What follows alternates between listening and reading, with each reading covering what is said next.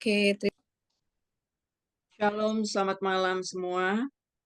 Senang sekali malam ini kita bisa bertemu lagi lewat Zoom ya. Materi yang akan saya bawakan malam ini adalah kasih Allah kepada kita. Kenapa? Karena sangat penting untuk setiap kita itu menerima pewahyuan mengenai kasih Allah. Bahwa kita itu mendapatkan kasih Allah itu bukan dengan perbuatan kita, bukan dengan upaya kita. Dan bagaimana sebaliknya kita juga agar memperlihatkan kasih kepada Allah itu tidak digerakkan atau dimotivasi berdasarkan ketakutan atau perbuatan atau usaha. Karena pemahaman yang salah itu akan mempengaruhi hubungan kita dengan Allah, sehingga seperti tadi disampaikan oleh Sister Yohana bahwa itu keinginan dari iblis. Iblis itu dengan berbagai upaya itu ingin menghalangi agar kita sebagai anak-anak Tuhan itu tidak bisa berfungsi secara maksimal di dalam kehidupan kekristenan kita menggunakan otoritas dan kuasa maupun iman yang sudah diberikan kepada kita. Padahal tadi sudah disampaikan imannya adalah iman anak Allah sendiri. Sementara pemahaman mengenai kasih Allah itu dipengaruhi perspektif dunia akan kasih, di mana didasari perbuatan. Jadi seolah-olah seperti kalau di dunia itu kan Anda berbuat baik, dipromosikan. Kalau tidak, maka kita akan turun pangkat atau bahkan dipecat. Semua didasari perbuatan. Atau, oh, mengasihi orang tersebut karena orang itu adalah giver, suka memberi atau suka mentraktir atau suka membantu. Nah, hal-hal seperti itu sudah mempengaruhi, bahkan berlaku di gereja-gereja di mana pemahaman kebanyakan orang Kristen, termasuk saya dulu, itu kalau saya ingin agar Allah itu mengasihi saya. Sehingga saya tuh, saya harus rajin berpuasa, melayani di gereja, atau di hari Minggu, atau banyak sekali, atau memberi pemberian yang besar, perpuluhan yang besar.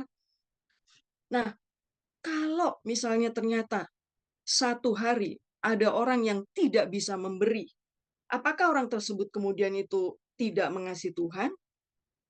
Atau lagi nggak bisa melayani, apakah orang tersebut artinya juga nggak mengasihi Tuhan? Atau nggak bisa berpuasa, apakah orang tersebut artinya nggak mengasihi Tuhan?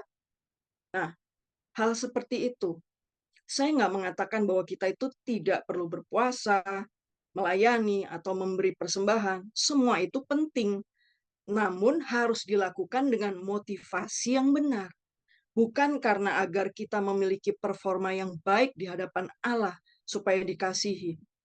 Atau supaya kita menerima anugerah keselamatan.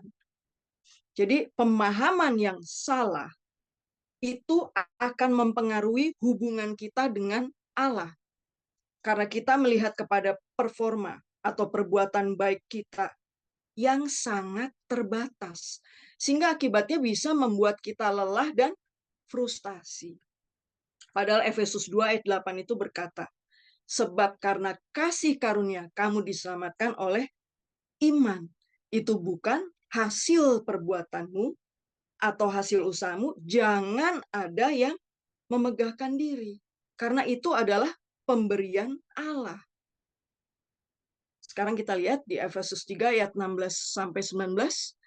Di sana Paulus menghimbau, bahkan memerintahkan dan menasihati supaya oleh iman kepada Kristus, roh Allah, roh Kristus sendiri itu diam di dalam setiap kita, orang percaya, sehingga disebut orang percaya. Sehingga oleh imanmu, Kristus diam atau tinggal di dalam hatimu, sehingga kamu berakar serta berdasar di dalam kasihnya Allah. Aku berdoa supaya kamu bersama-sama dengan segala orang kudus dapat memahami betapa lebarnya, panjangnya, tingginya, dan dalamnya kasih Kristus.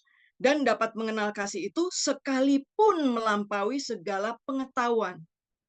Jadi kasih dari kasih Kristus itu hanya dapat dipahami jika kita memiliki roh Kristus di dalam setiap kita. We love because he first loved us. Sebagaimana di dalam firman Yohanes, kita mengasihi karena dia lebih dulu mengasihi kita. Sebagaimana dikatakan Paulus, hanya dapat dipahami jika kita memiliki Kristus.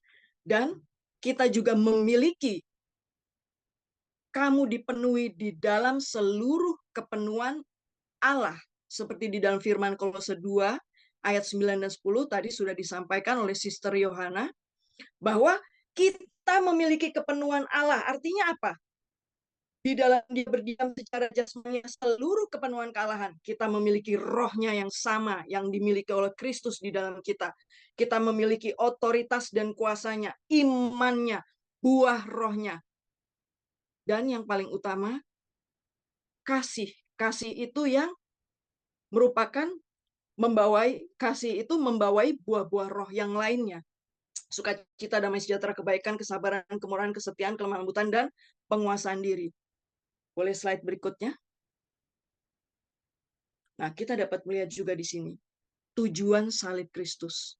Sebagaimana di dalam firman Roma 5 ayat 8, kita dapat melihat bahwa pada saat kita masih berdosa, Allah sudah menunjukkan kasih-Nya kepada kita.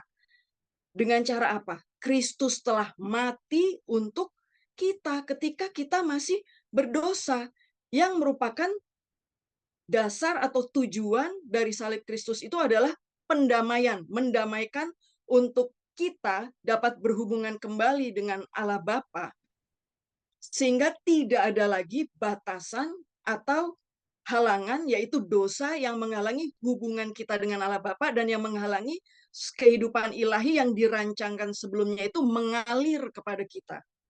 Ia adalah pendamaian untuk segala dosa kita, dan bukan untuk dosa kita saja, tetapi juga untuk dosa seluruh dunia.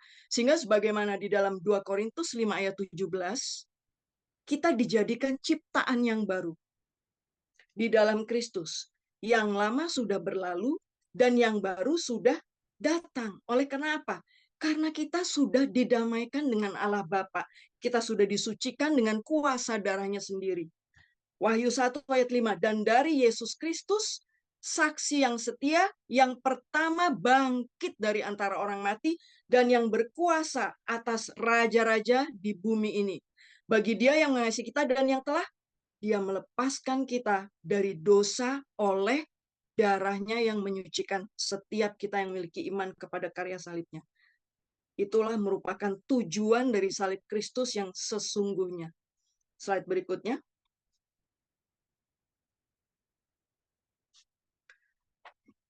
Yohanes 3 ayat 16 merupakan pewahyuan yang sangat penting bagi orang percaya.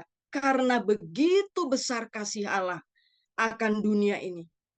Karena begitu besar kasih Allah akan Yohana, akan Devi, akan Andrew, akan Rike, sehingga Ia telah mengaruniakan anaknya yang tunggal, supaya Puji, Yohana, Devi, Butet, Rike, Andrew tidak binasa, melainkan beroleh hidup yang kekal.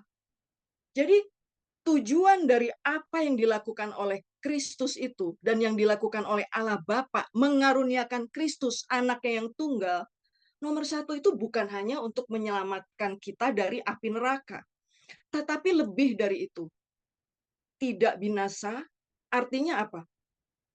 Boleh mengalami satu kehidupan kekal, artinya kehidupan yang dirancangkan sebelumnya, kita boleh kembali memiliki posisi sebagai anaknya, sehingga semua yang terbaik yang dirancangkan seperti di dalam firman Kejadian 1 ayat 26-28 diciptakan seturut gambar dan rupanya untuk berkuasa. Itu boleh terjadi kembali. Memiliki suatu kehidupan yang utuh, tanpa kelemahan, kekurangan, kerusakan, oleh karena dimotivasi kasih dari Allah Bapa sendiri kepada setiap kita.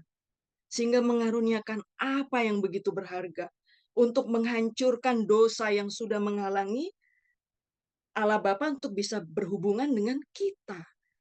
Sehingga kita dapat kembali berginosko. Itu tujuan utamanya. Kita dapat memiliki satu kehidupan yang intim, memiliki hubungan yang intim dengan Allah Bapa seperti yang dirancangkan sebelumnya di awal dengan Adam dan Hawa. Slide berikutnya.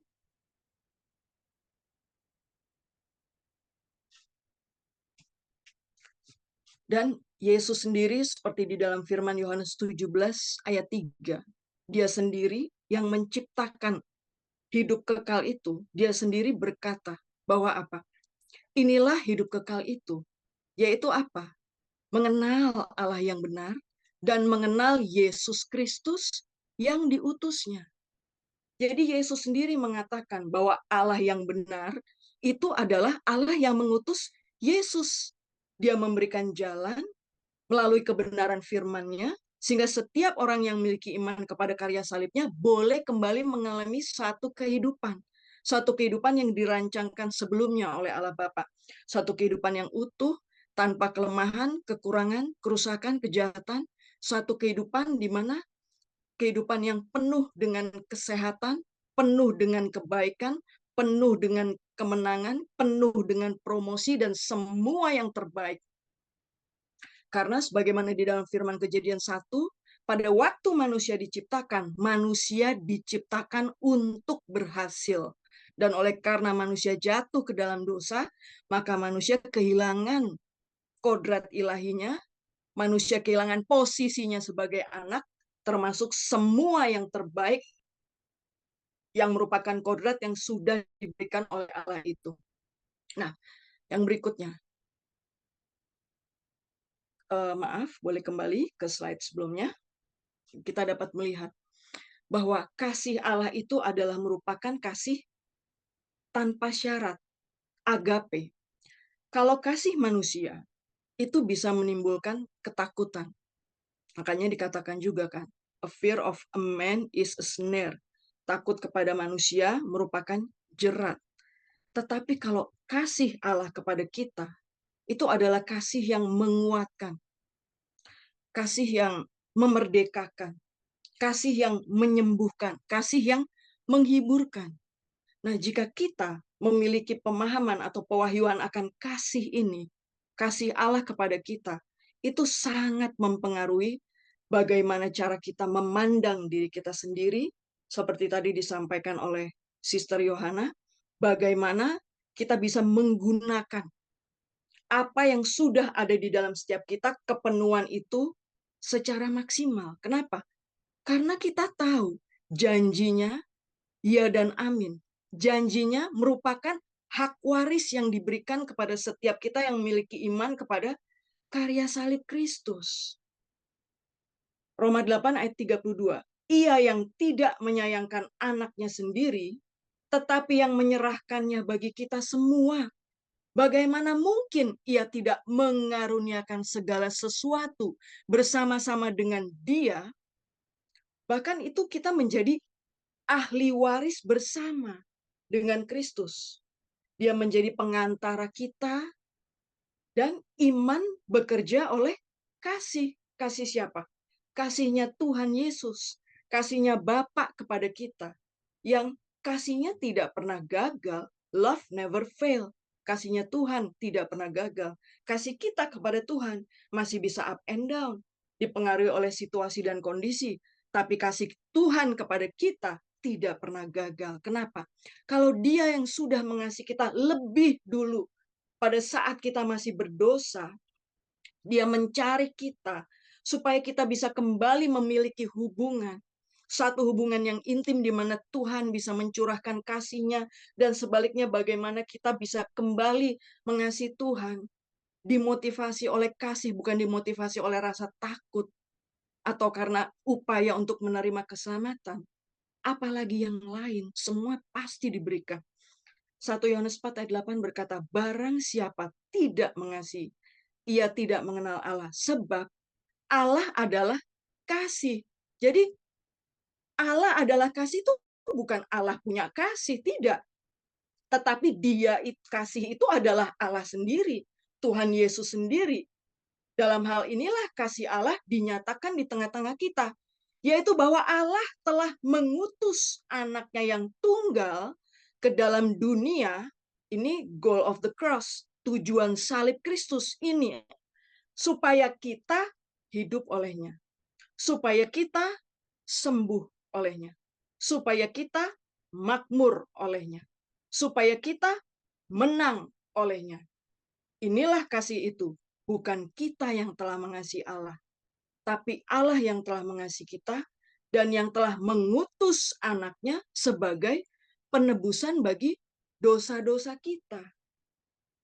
Jadi begitu sekarang saya terima pewahyuan ini, bagaimana Tuhan Yesus, Allah Bapa sudah mengasihi kita lebih dulu.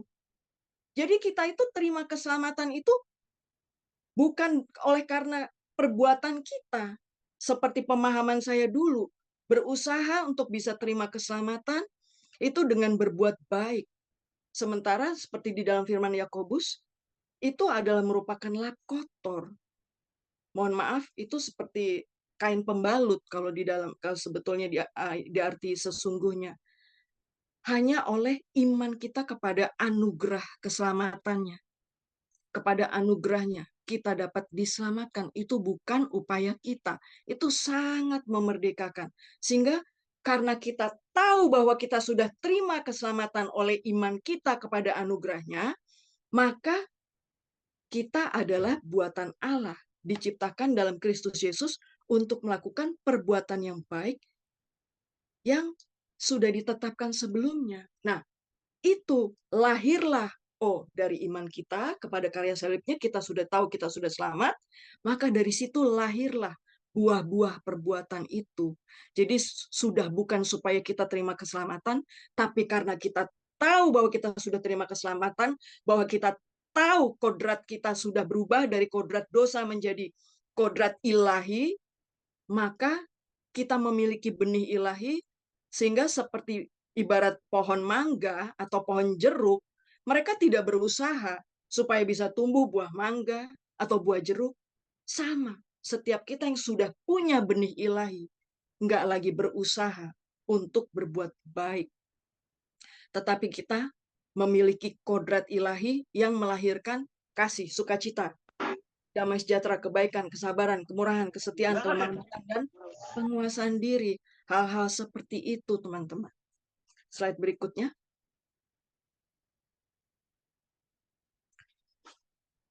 Seperti apa yang dilakukan oleh Yesus. Yesus itu, kasih Allah itu melahirkan belas kasih. Apa yang dilakukan oleh Allah Bapa dan oleh Kristus itu sama. Digerakkan oleh belas kasih. Seperti di dalam firman-firman tersebut, bagaimana Yesus memberi makan 5.000 orang laki-laki beserta dengan perempuan dan juga anak-anaknya. Kemudian 4.000 orang, semua digerakkan oleh belas kasih. Kemudian bagaimana Yesus menyembuhkan orang sakit pada saat turun dari perahu, kemudian dia dikerubungi oleh orang-orang, dan dikatakan di ayat tersebut, Matius 14 ayat 14, itu tidak ada orang yang tidak disembuhkan. Kalau kita lihat di Alkitab, nggak pernah Yesus itu menolak orang yang datang kepadanya. Dan kalau kita lihat di Alkitab, kita dapat lihat bagaimana semua orang yang bertemu dengan Yesus itu menjadi lebih baik.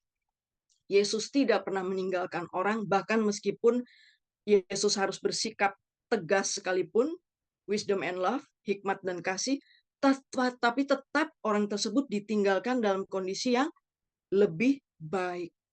Nah, itulah yang seharusnya dilakukan oleh setiap kita yang memiliki Kristus di dalam kita. Di dalam firman Yohanes 1 dikatakan bahwa dia adalah hidup, dia adalah terang, dan dia ada di dalam kita. Itu yang membuat kita bisa menjadi garam dan terang, kota di atas bukit, dan di mana kita berada, kita memanifestasikan hidupnya, kasihnya, yang ada di dalam kita. Kita tinggal mengalirkan aja, Bapak Ibu. Kemudian dikatakan bagaimana Yesus mengampuni dan menghapus dosa, semua itu digerakkan oleh kasih. Bagaimana Yesus menyembuhkan orang buta, menyembuhkan orang yang sakit kusta, melepaskan orang yang kerasukan roh jahat. Dan yang menyentuh saya hari ini ya, bagaimana pada saat Yesus sedang berjalan bersama dengan murid-muridnya, itu Yesus itu bertemu dengan arak-arakan dari seorang ibu, seorang janda yang anaknya meninggal, anak laki-lakinya tunggal, dan dibangkitkan oleh Yesus. Kenapa? Karena digerakkan oleh belas kasih. Belas kasih itu juga membuat kita itu bisa mengalami dan bisa mengalirkan mujizat Bapak Ibu dan kuasa dari Allah sendiri seperti yang dialami oleh Kristus. Slide berikutnya.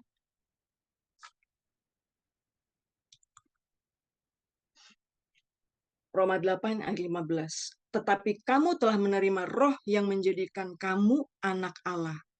Oleh roh itu kita berseru, ya Aba, ya Bapa.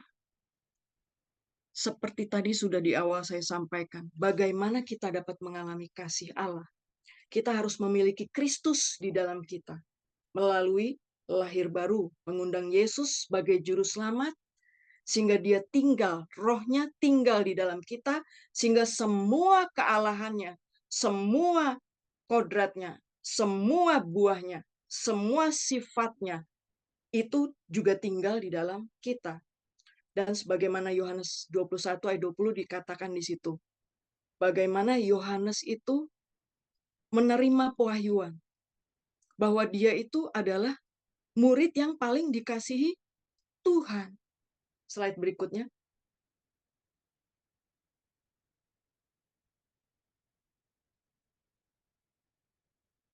Kita bisa lihat satu-satunya murid yang tinggal bersama Yohanes saat satu-satunya murid yang tinggal bersama Yesus saat Yesus disalibkan itu adalah Yohanes. Dia bisa menerima, dia bisa memiliki keberanian rohani sehingga dia satu-satunya murid yang tetap tinggal menemani Yesus pada waktu Yesus disalibkan. Dia juga menerima pewahyuan bahwa Yesus itu adalah kasih. Dia juga terima pewahyuan. Pada mulanya adalah firman. Firman itu adalah Allah. Yohanes juga yang menerima pewahyuan mengenai Tritunggal. Allah Bapa, Yesus, dan Roh Kudus. Sehingga Yohanes dipercaya oleh Yesus untuk mempersiapkan perjamuan Paskah terakhir bersama dengan Kristus. Dan Yohanes juga yang menulis kitab Wahyu atas petunjuk dari Roh Kudus. Semua itu dialami oleh karena Yohanes itu mengalami perjumpaan dengan kasih Allah yang adalah Yesus sendiri. Slide berikutnya.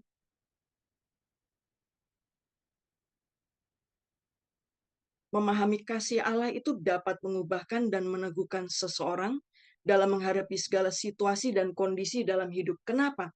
Karena iman bekerja oleh kasih. Tadi sudah saya jelaskan di awal, bukan kasih kita yang bisa up and down, tapi kasih dari Tuhan Yesus sendiri, kasih dari Allah sendiri. Sehingga semua janji-janjinya sebagaimana yang di awal dijelaskan oleh Sister Yohana, ya dan amin. Firman Tuhan juga berkata, now, sekarang iman itu adalah dasar dari segala pengharapan dan bukti dari segala yang tidak kita lihat. Jadi kalau iman itu sekarang, tapi kalau nanti itu namanya pengharapan. Kemudian kasih juga melenyapkan ketakutan. Karena ketakutan itu artinya adanya kasih yang tidak sempurna. Ketakutan itu nature atau kodratnya dosa. Makanya waktu Adam dan Hawa itu setelah dia makan buah dari pohon pengetahuan yang baik dan yang jahat, itu dia bersembunyi dari Tuhan. Alasannya apa? Takut. Nah, kenapa takut? Karena takut itu adalah buah atau kodratnya dosa. Kasih yang sempurna melenyapkan ketakutan. Kasih yang sempurna hanya dapat kita temui itu di dalam Kristus, di dalam hubungan kita dengan Kristus. 1 Korintus 6 ayat 17. Roh kita manunggal dengan rohnya Kristus. Semua yang ada di Kristus itu ada di dalam setiap kita. Hidup kita tidak lagi berupaya untuk menang. Pada saat kita memahami kasih dari Allah sendiri. Kenapa? Karena Yesus yang sudah memberikan kemenangan oleh kasih-Nya. Kita disebut lebih dari pemenang oleh Dia yang telah mengasihi kita. Sebagaimana di dalam firman-Nya, 2 Korintus 5 ayat 21, itu sudah terjadi pertukaran ilahi. Bagaimana? Kristus terima dosa kita, Kristus terima kutuk akibat dosa kita, sementara kita terima semua yang terbaik dari Kristus. Kita terima kebenaran dirinya. Itu sangat penting buat kita itu. Untuk menerima semua yang terbaik. Kita pindah dari dalam maut ke dalam hidup, dari kegelapan masuk ke dalam kerajaan yang terang. Kita diberikan hak untuk menjadi anaknya. Sehingga kita tidak lagi disebut hamba, tetapi disebut anak. Yohanes 15 berkata, aku tidak menyebut lagi kamu hamba, aku menyebut kamu sahabat. Kenapa? Karena dia memberitahukan kepada kita, kata Kristus, apa yang dia terima dari Bapa. Itu privilege, itu hak yang kita terima sebagai ahli waris bersama. Kenapa dikatakan bahwa kita lebih dari pemenang? Ibarat orang bertinju, Bapak Ibu, itu kan baru di declare atau diumumkan sebagai pemenang apabila sudah mengalahkan musuhnya. Nah, sementara kita itu dikatakan lebih dari pemenang, kenapa? Karena Kristus yang sudah mengalahkan semua musuh kita. Bagaimana? Di kayu salib, dia berkata, sudah selesai. Dia sudah selesai menebus kita, dia sudah selesai menyucikan dosa kita, dia sudah selesai memberikan kesembuhan kepada kita, dia sudah selesai memakmurkan kita, dia sudah selesai mendamaikan kita dengan Allah Bapa. Oleh karena itu di dalam Kolose dikatakan, dia duduk di sebelah kanan Allah Bapa setelah dia menyelesaikan apa? Penyuciannya. Penyucian setiap kita dari dosa kita. As he is, so are we in this world. Yesus Kristus ada di sebelah Allah Bapa, Yesus Kristus ada di dalam kita. Oleh karena itu artinya sama dengan kita, dan Yesus itu ada di sebelah kanan Allah Bapa, jauh di atas semua nama sakit penyakit apapun, jauh di atas semua kesulitan, jauh di atas semua masalah apapun. Itu penting Bapak Ibu. Oleh karena itu iblis dengan segala cara menghalangi kita untuk bisa terima pewahyuan seperti ini. Kenapa? Supaya kita tidak bisa berfungsi secara maksimal di dalam kehidupan kekristenan kita. Sehingga kita nggak bisa memiliki satu kehidupan yang berkemenangan. Nah, kasihnya juga membuat kita teguh akan identitas kita di dalam Kristus sebagai anak Allah. Seperti di dalam firman Ibrani 9. Yesus Kristus itu masuk ke dalam kemah. Itu ibarat imam-imam zaman dulu tuh Bapak Ibu di dalam perjanjian lama. Kalau masuk kemah bawa darah domba, Kristus itu membawa dirinya sendiri. Satu kali untuk selamanya kita disucikan. Satu kali juga untuk selamanya kita diampuni. Jadi kalau kita minta ampun, Bapak Ibu, itu bukan supaya kita diampuni lagi. Tapi supaya hati kita tidak mendakwa kita, dan supaya tidak ada celah bagi iblis itu untuk bekerja di dalam kehidupan kita. Slide berikutnya. Nah, Allah dari dulu, sekarang, sampai selama-lamanya tidak berubah. Seperti di dalam firman Maleakhi 3 ayat 6. Aku Tuhan tidak berubah, tetapi tetap setia pada perjanjian saya denganmu. Itu perkataan Tuhan kepada setiap kita. bahwa di dalam hubungannya antara Tuhan dengan kita, itu kita memiliki ikatan janji. Nah, ikatan janji itu tetap tidak berubah dari dulu, sekarang, sampai selama-lamanya. Jadi, hubungan kita dengan Tuhan itu bukan bersifat kontraktual. Artinya apa? Kalau yang satu pihak itu tidak melakukan kewajibannya, maka artinya pihak yang satunya lagi tidak melakukan kewajibannya, tidak memenuhi hak dari pihak yang satunya lagi. Tidak seperti itu hubungan kita dengan Tuhan. Tetapi bersifat ikatan janji. Dan sebagaimana tadi sudah disampaikan, janjinya ya dan amin. Bahkan seperti Daud berkata, janjinya murni. Yesus Kristus juga tetap sama, konsisten. Baik kemarin, hari ini, sampai selama-lamanya. Konsisten akan sifatnya dan karakternya, bahwa dia Jehovah Rafa, bahwa dia El Shaddai, dia Jehovah Jireh, dia Jehovah Sidkenu, yaitu Allah kebenaran diri kita, yang memungkinkan kita untuk menerima semua janji-janjinya, karena kalau kita memiliki Kristus di dalam kita, Allah Bapa itu sudah tidak lagi melihat jiwa dan tubuh kita, yang kayaknya masih bisa emosional, yang kayaknya masih bisa kecewa, yang kayaknya masih bisa sedih. Kak, Allah Bapa melihat anaknya, roh anaknya, yang murni, yang sempurna, yang penuh kasih, ada di dalam kita. Itu yang dilihat. Dan kalau kita tahu, kita paham akan hal ini, itu sangat mempengaruhi cara pandang kita kepada diri kita sendiri, juga kepada orang lain, dan juga kepada Allah. Kita juga tahu, pada saat kita melihat diri kita, nilai kita, value kita, itu sama dengan darahnya Kristus sendiri. Sama dengan karya salibnya Kristus sendiri. Seberharga itu kita bagi Kristus. Jadi kita juga tahu. Demikian juga pada saat kita melihat orang lain, kita tahu bagaimana Tuhan menciptakan orang-orang itu dengan kasih.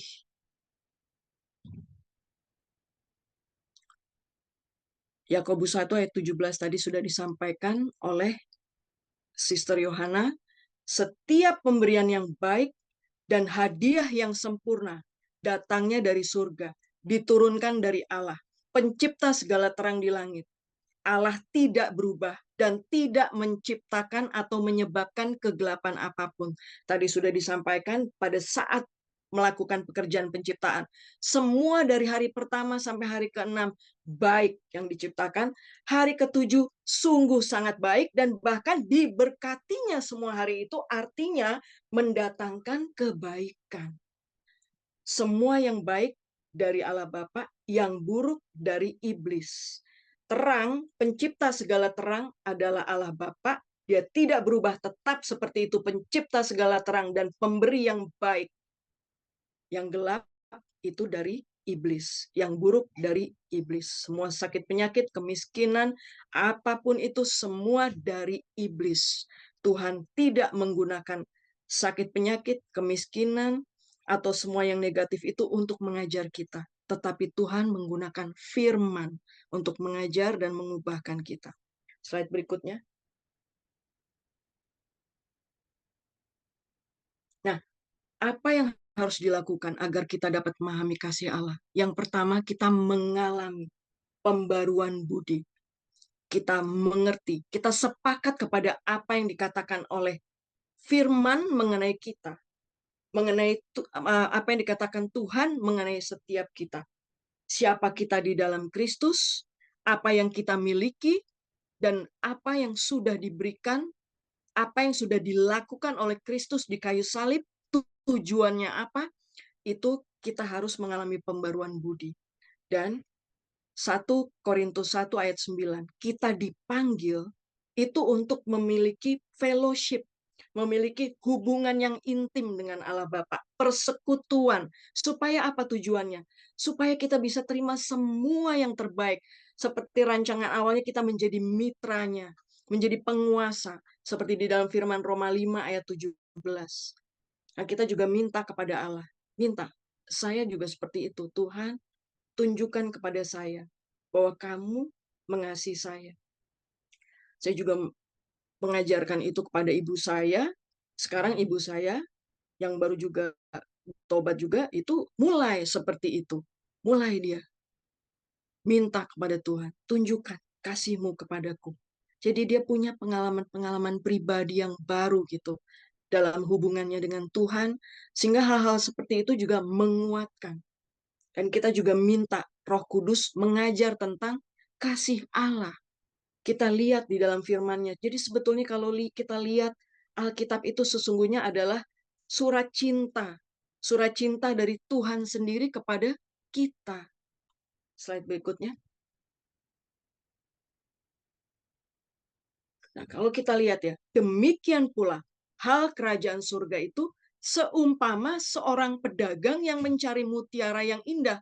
Setelah ditemukannya mutiara yang sangat berharga, ia pun pergi menjual seluruh miliknya, lalu membeli mutiara itu. Seberharga itu, Bapak Ibu, setiap kita bagi Allah Bapa, bagi Yesus. Siapa pedagang itu? Pedagang itu adalah Allah Bapa yang mencari mutiara yang indah. Siapa mutiara indah itu? Itu setiap kita. Nah, seluruh miliknya itu adalah Kristus. Jadi dikatakan oleh firman ini sebagai ilustrasi bahwa Allah Bapa itu sampai begitu mengasihi setiap kita, digerakkan, dimotivasi oleh kasih-Nya supaya bisa memiliki hubungan intim kembali, supaya semua yang dirancangkan itu bisa kembali terjadi bagi setiap kita, kembali kepada grand design seperti di dalam Kejadian 1 ayat 26 sampai 28 itu, maka dia mengaruniakan, dia menjual seluruh miliknya, supaya apa? Miliknya itu yang begitu berharga, anaknya itu menjadi tebusan bagi setiap kita, sehingga kita bisa kembali memiliki hubungan dengan Allah Bapa melalui iman kita kepada Kristus. Terima kasih, saya sudah selesai. Tuhan Yesus memberkati. Saya kembalikan kepada Sis Devi.